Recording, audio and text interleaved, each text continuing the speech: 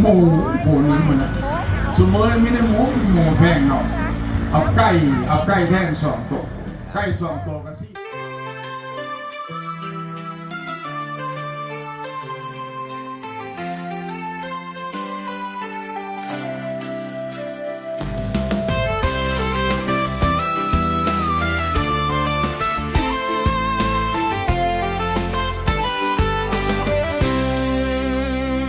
ไทยคือเดียวหักแพงเดียวเดินหัวใจเฮามันบ่ลืมหอยถิ่นเมืองมาดีเจอมามวนน้ำเดียวมาฟังเสียงปีเสียงพินมวนซึ้งผู้สั่งมาอีตาสั่งไว้ให้คนผู้ไทยหางแพงเดียวเดิมมือกระทองทิมทานบ้านเฮากลับคืนมาเดิมมาสร้างมาแปล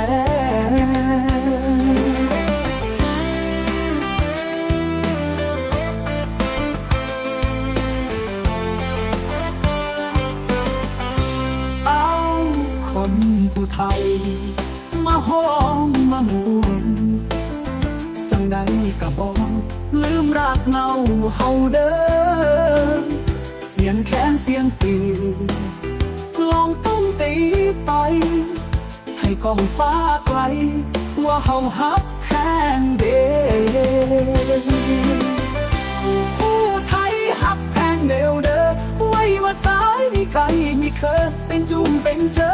แสงอันเก่าผู้ไทยคือเดิมบ่เปลี่ยนแปลงไปเด้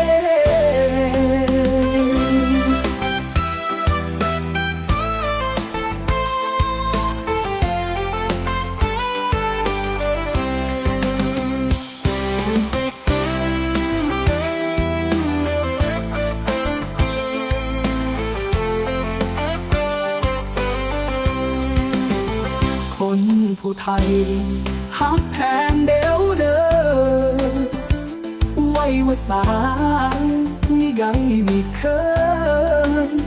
เป็นจุ้งเป็นเจอเสื้อแสงอันเก่าผู้ไทยคือเดียวบอกเปลี่ยนแปลงไปเด้ไป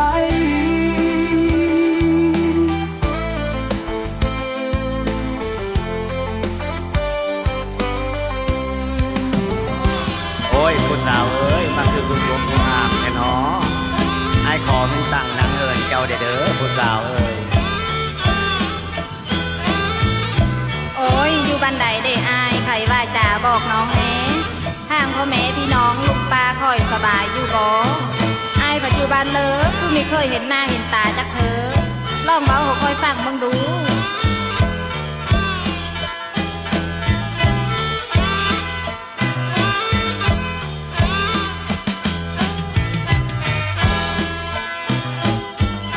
โอ้ยดีอ้างเนาอยู่บ้านขอนคว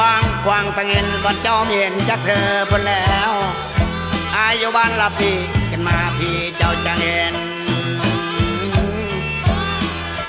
พ่อแต่มาเห็นหน้าจากว่าจ๋าตามข่าวเบิ่งเด้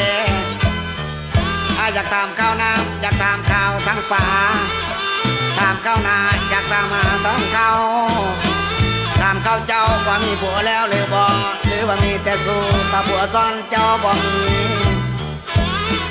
อยากถามข้าวกกผู้หนึ่งทั้งโลเฮินยังคอยอยู่ดีบ่หรือว่ามีผู้ตัดดักสันฟันนักแก้ว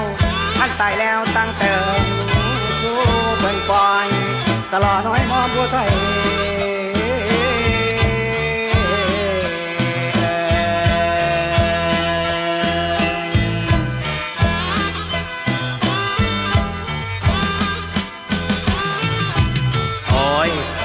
สาวเอ้ยอ่างเนาอยู่บ้านก่อนคว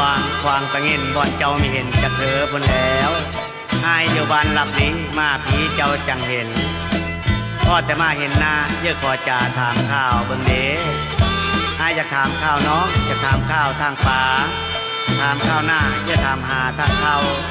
ถามข้าวเจ้าว่ามีโผแล้วหรือบ่หรือว่ามีแต่สู้โผซ้อนเจ้าบ่มี อายอยากถามข้าปกโคหนึ่งสโงเฮินยังคอยอยู่ดีบ่หรือว่ามีผู้ตัดนักสั่นฟันนักแก้วตายแล้วตั้งแต่เหินกันบ่